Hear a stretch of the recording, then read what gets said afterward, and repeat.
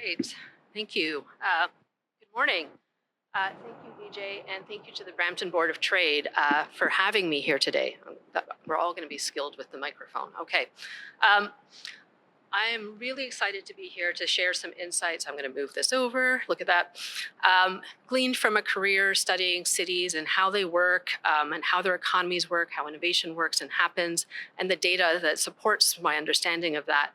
But it's a little intimidating, to be quite honest, to be sandwiched between two ministers and also speaking to a hometown audience. I grew up in Brampton and my parents still live here. And so it's a fun place for me to sit and reflect a little bit on city building. But inevitably, over my career, people always ask the question, where did you grow up? And when you answer Brampton, probably you've had the experience of the blank stare. And when I was younger, I would quickly jump in with, oh, but it's the place where Bacardi is made and where Rohinton Mystery is from. Neither of those things are true anymore, but it was the 90s at the time. And he's out on the wall out there in the lobby. His picture, that is, not him himself. Anyway, this sort of sets the stage for me to sort of come in and sort of talk about these things. And usually that blank stare is often followed now by maybe a little bit of disdain. And I don't like that. That's not very nice.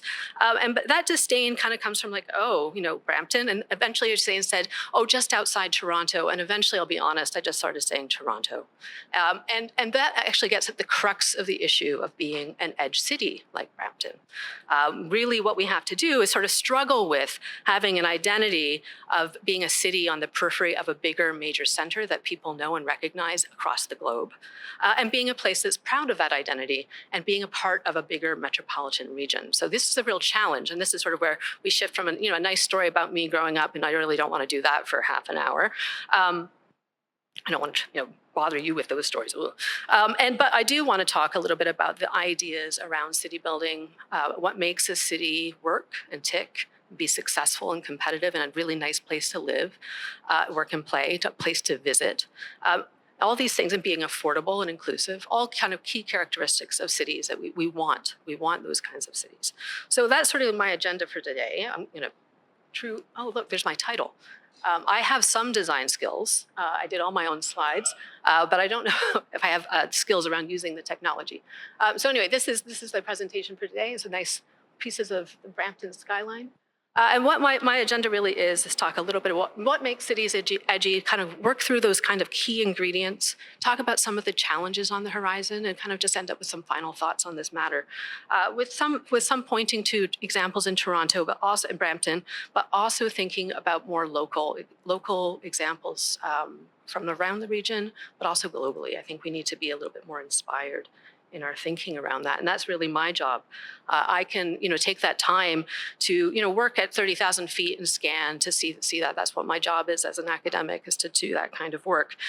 So for me, sort of the four key ingredients I want to talk about today are, the role of entrepreneurial ecosystems and innovation in making a city a great place to live, work, and play. The role of connectivity and mobility, which, really connects to the themes of today's symposium. I want to talk about land use and vibrant spaces, and that land use question and the sort of tensions between employment lands and housing is really a critical issue that I know we're talking about today. And I want to talk about placemaking, because really at the end of the day, we want places that people want to live in, they want to work in, and they want to visit. And so that's really the goal for the day. And over the next 15, 20 minutes or so, I sort of take you on a journey through some of my thinking, the thinking of others around those issues, talk about some examples, some of them more local, some of them more from further afield, to hopefully add some inspiration to your day. So I'm going to start here with entrepreneurial ecosystems. And here we see that the city of Brampton itself has an innovation district, and it's not the first place in the world to have an innovation district. It builds on a long history of other places having done the same thing. We can look to Eindhoven in the Netherlands. We can look to South Lake Union in Seattle, or University City in Philadelphia. But there are some key ingredients that come along the way in these places that make them work. And there really are, this real mix of, and maybe even you could even say, a concentration of things like, and this would be the things that are like maker spaces, incubators, accelerators, all things that we see in downtown Brampton, but they don't work well together unless there's an important context in which those conditions are set for them to be successful. And those conditions are the things we are talking about. They're about having, a vibrant nightlife. They're about having connectivity through transit. They're about having a housing that's available and affordable.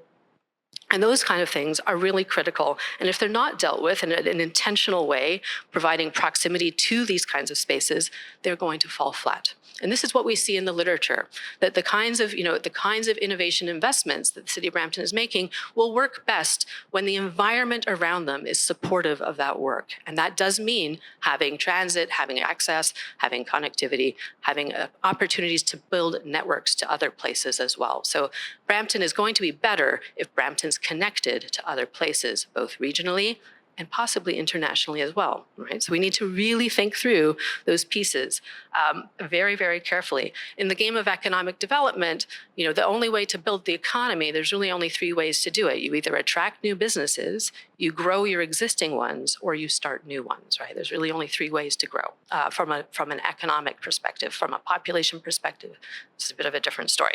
But this is what we want to think about, and how then can we support this sort of entrepreneurial, innovative environment, while also recognizing that's only one part of the economy.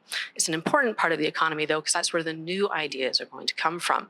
This is where you might connect really strongly with the university environment or the college environment for research and those kinds of things, those kinds of connections. We see the little pieces starting to be in place here in downtown Brampton, but are all the right conditions in place? And I would say, from a distance, I would say getting there, but not there quite yet. My students are out touring right now, actually, looking around at all the accelerators this morning. They're joining us this afternoon to hear more from all of you wonderful experts in the room. This brings me to the really critical piece around mobility and connectivity. And as I said, this really does connect to the theme of today's symposium, which is Brampton in Motion. And here I really want to highlight a few things. First of all, the need for that mobility to be multimodal in nature. That means there has to be room for the logistics industry to work with just trucks and trails. I can't even speak. Trails are coming. It also means thinking about cars to a certain extent, but it really means thinking about transit. It means thinking about active transportation, bikes, and micromobility. And these things, if they're not all in place, are really going to be, it's going to be a real challenge for the city moving forward. The city of the future needs these things in place. It's not going to be cars alone. It has to be multimodal and integrated together. That's why I actually picked Brampton as the picture here. My first slide had the city of Kitchener, which has done a really good job on building a downtown out of nothing, starting about 15 years ago, being very deliberate in their attempts to build an innovation district in their downtown and thinking that through. We're starting to see that happen here. I think there's a lot of potential around that. And connecting these pieces together and even leveraging local businesses is a very strong start. And that's what the policy literature and the academic literature would tell us. It also means having the infrastructure in place and having the foresight to put that infrastructure in place in advance of the things. It's not if you build it, they will come, but there is a bit of that in play here. We need to think a lot about these things on a regional scale. The people who are going to work here aren't necessarily going to live here, and vice versa. This is also true for goods. They don't move just in the city. They move between the city, around the city, to other places, to other markets. And so we do really need to be thinking about the airport, rail, active transportation, micromobility all at the same time, and having a strategy that's going to do that together. And the people part is really critical here. Labor markets don't follow municipal boundaries. They never have, and they never will. So people choose a place to live, but inevitably that might be a family, and two people need jobs in different places. We need to really recognize that, and they also make errands and trips all through the city as well, right? So we really need to think about all of those pieces. And that's where, I did pull some evidence together for this. My first piece of evidence is actually, we've already talked about in the first presentation, we've heard a lot about today about the wonders of the Brampton transit system. This is indexed, so they're not actual straight up numbers, but it compares Brampton's growth in transit, this is the pandemic right here, compared to the TTC and to the GO. They're not absolute numbers because they're quite different in scale, but what we can see and what's most important here, and you've already heard this today, is that Brampton has done an incredible job of rebounding on transit. And in fact, it never stopped It never stopped moving in the same way that other parts of this region or other cities did during the pandemic. There are, of course, a couple of reasons for that. Part of that is the kind of work that gets done in Brampton alongside the knowledge work. Some of that other work is in the logistics industries and warehousing, places that we know really struggled in different ways during the pandemic. But these things also tell us a lot about how this city is. There's a lot of people on the move. And it's a city that doesn't stop moving. My next chart, oh, these are different than the ones that I sent. Okay, I can handle this though. This one, in this chart, you want to be, most people want to be at the top of a chart. This is a chart looking at a demand for new jobs using job posting data. And what it's actually looking at is the number of those jobs, or proportion of those jobs that might be either remote or hybrid kinds of jobs. So hybrid and remote work, the demand for those things. Brampton's down the bottom here. And that's not a bad thing. And in fact, it's sort of probably bucking the trend in a lot of ways, but it does tell us something about the kind of what we have to actually plan for. We need to plan for a workforce that's not working from home. And we have to plan for the jobs that are in-person jobs. And that requires transit and mobility solutions. So again, it's just a part of a reality of the kind of place that the economy here has. And this is not a negative. So like I said, I don't think it's a problem to be down the bottom here at all. It speaks to the kind of work that's done here. And what it does mean, though, is really doubling down on the kinds of issues that are being identified in the white paper that you might have read in advance. I read it last night. The solutions being put forth there are about addressing this kind of issue, that there is a workforce that needs to move around, get to work on time, and also do all the other things we do in our daily lives, right? So again, the evidence really supports the kinds of actions that are being proposed and suggested. People need to get to their jobs in Brampton, and they need to get to jobs in Brampton from elsewhere. So again, that regional perspective is really, really critical, recognizing that this is one spot in a bigger map of the province and of the region. Moving on to sort of my fourth point, which is about land use and vibrant spaces. My example here, this is a picture from Vancouver. It's a development called Marine Landing. It's an industrial space. It's a stacked industrial space. So a lot of cities have the same problem that Brampton and other jurisdictions in this region have, which is we're running out of land, both for housing and for employment or industrial uses.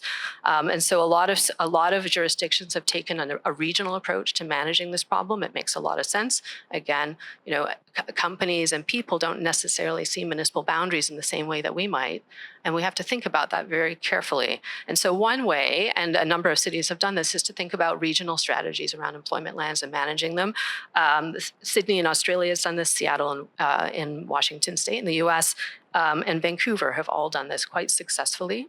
And part of that is to also think about density, not just housing density. And I'm sure you'll hear later about all the different ways we need to think about residential density, whether that is high rise or whether that's missing middle housing or gentle density. But in the case of industrial or employment spaces, it's a form of mixed use, which is stacked buildings, so stacked solutions. And so in this case, if these are 6 or 7-story buildings, some of it's reserved for industrial uses and some of it's for office. So it's mixed use, but for employment and industrial uses and not for people to live in. So it's the opposite, but again, the same kind of solution. And this is one way in which cities can kind of lead in thinking about the constraints they have on their land, right? I think we all need to start thinking up and vertically. And the literature tells us this is a really sensible way of thinking about things. My final point, or sort of key ingredient, is around placemaking. And I think we can all agree that authentic spaces that people want to find and live and be in are really critical to belonging to community, belonging to a city. They help to define that environment for us. So landmark projects that define and celebrate the diverse places that we have in our neighborhoods and in our city are really critical. The example here is from Copenhagen. It's the Karen Bixen Platz. Does anyone know what this is? It's bike parking. It's also a park, and it's also a gathering space. And it doesn't look ugly, does it? No. In fact, it's a public square that's got a lot of sustainability features. It's a point of gathering, and it's also bicycle infrastructure. I think this is I use this example a lot with my students when they're working with outside clients. We do projects in our courses. I say, can you find something that'll push people's thinking to think about things really differently? This is, well thought through, well designed with, a star architecture firm in Denmark, and it's got a lot of sustainability features, and the parking for bikes is underneath. And so again, it's just to think about how can we think about things that are sometimes controversial for us. Bikes seem to be a real sticking point for some people. How can we think about these things differently and in ways that might actually meet multiple goals? So here, this is public park space. It's a place to gather. It's also serving an important piece of, providing a piece of infrastructure for cycling. And again, it's compelling. And I think this is what we really want to think about in city building is how do we make compelling places that work, that can help people move around the city, we can help goods move around the city, and it wants to be a place that people can go and be. Now, I agree this all sounds lovely. It would be wonderful to have places where everything's connected, that are beautiful, where we can find a good balance of land uses and that support businesses growing and succeeding. And I understand that those are, that is not without its challenges. And so I've talked about 3 here. I probably could add a long, long list, and I'm sure you'll hear from other speakers about those challenges. I only want to talk about 3 here, and really one of them in more depth than the others. The first is an obvious elephant in the room, that there's an affordability crisis around housing. And it's not just a supply issue either. We need to think about solutions that might include things like social purpose real estate and other things that allow for a variety of people to be able to live, work, and play in our cities. It has to be a city for everyone. I talk about technology here. I want to say only one thing, which is what we're grappling a lot with in the university right now is around the use of generative AI and what that might do to work and labor forces. It's a force on the horizon, and we need to be thinking about it as we plan our cities and we think about the jobs and labor markets that those cities are going to occupy and house. And the final thing I want to talk about is tariffs. And I know this is top of mind in a place like Brampton, which has already felt some of the decision-making of firms as there's in the world of uncertainty around tariffs to the US and the real connection that businesses here have to those supply chains that feed into industries, especially like the auto industry. But I think this is actually an opportunity, and it really sort of means that cities have to double down on exactly the things that I'm talking about, thinking about that connectivity with, to the rest of the region and to other places. And that means connecting to the airport potentially more. It might mean connecting to ports and reorienting our markets to elsewhere. I'm doing a project at the moment with the School of Cities where we're trying to map out the potential local impacts of employment because of tariffs. And, we have a small coding error, so I didn't want to show the data because it will be wrong or slightly wrong. But what we do see is that there are whole swaths in and around the Bramley area where there's a lot of lower density light industrial, where there's an employment impact there and elsewhere in the region. And we do need to be cognizant of that. And we need to be thinking that through and what that might mean to our mobility solutions or our transportation solutions, our housing solutions, and our land use solutions, thinking about what else we could do around those things. So these are sort of in the background shaping, an exciting conversation about housing and transit and transportation and economic development. And so in closing, and I think I can close, I wanted to think a little bit about the kind of future we would want for our cities. How can we be an edgy place? And edgy places don't happen by accident. When I did a sort of dry run of my slides with my colleague, one of my 4 points was actually 5, and I had planning and governance, and they were like, well, that's not edgy or cool. And I was like, yes, but edginess doesn't happen by accident. It happens through foresight, it happens through leadership, and it happens through vision. The literature is very clear that things like regional stewardship and collaboration are really critical. And this is a place where Brampton is in fact possibly able to lead, because not every other actor in the region wants to think this way, and I think you do. I think that it's important to think about and recognize, there's a strength in being on the edge. You can be, in fact, edgy. You can be independent. You can be a leader. You can experiment in a way that you might not be able to do in other places. And that's a very exciting thing about being on the edge of a bigger region. I would think as well, we need to really sort of think very clearly about these four key factors I've talked about, plus the fifth that I didn't write down, which is that planning and governance piece, being very deliberate to set the conditions for businesses to grow through entrepreneurship and through innovation, to think a lot about how we might connect things together and really doubling down on those investments in mobility and connectivity, to think very thoughtfully about land use and maybe think creatively about it too, taking from examples from elsewhere. And we need to think a lot about placemaking to make this a place that we could, live, work, and play. And I'll add with, a comment at the end here. I at the moment live with my family in the east end of Toronto, and I had some choices about how to get here today. And for various reasons, I didn't visit my parents last night, which would have been easy. I could have just walked here, like our first speaker, but I didn't do that. I'm almost embarrassed to tell you. I actually ended up Ubering at the end of the day. I don't own a car because I live in a city that's got very good transit.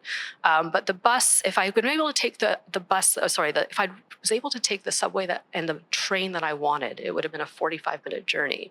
But because there isn't all-way, two-way GO service, it would have been an hour and 45 minutes or 2 hours for me. And that is not, if you're an employer who wants to invest in a beautiful and growing downtown and city, you need your employees to get from all over the place. You need to be able to draw in from the rest of the region as much as allow people to go out. And what I've seen in my studies, that suburban places sometimes imagine themselves only as bedroom communities and want to stop that connection. But in fact, that's not the case. You have a clear and independent downtown that's good and great in its own right. But imagine instead you were like New York and you lived in somewhere like Queens, which is about 45 minutes away from Manhattan. People do not think twice about hopping on the subway or the train and going out to that place for an evening away. Brampton can be like that too. It doesn't have to imagine itself as just an edge. It can imagine itself as edgy. Thank you very much.